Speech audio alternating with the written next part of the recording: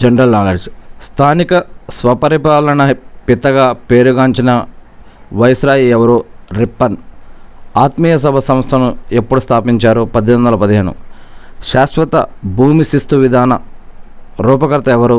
Sir John Shore. 1854లో board of control అధ్యక్షుడు ఎవరు? Charles Wood. గొర్రె ఆకారంలో ఉండే మేఘాలు ఏవి? ఆల్టోక్యూములస్. ఎన్నో అనుభవాలతో కూడిన పుస్తకాలు ఇచ్చిన వాటిని చూసి కూడా రాయలేని పరీక్షే జీవితం. ఎవరి అనుభవమే వారికి పాఠం. అక్షరాలు ఎప్పుడు ఒంటరివే, వాటికి మరికొన్ని తోడైతేనే అందమైన పదమైనట్టుగా నీ రాకతోనే నా జీవితం అర్థవంతమైంది అన్నాడు. మనం ఉన్నా లేకున్నా కాలం ఆగదు, కానీ మనం దూరమైతే కొందరికి కాలం కదలదు. అలాంటి వారిని జీవితంలో వదులుకోవద్దు అని ఇక్కడ.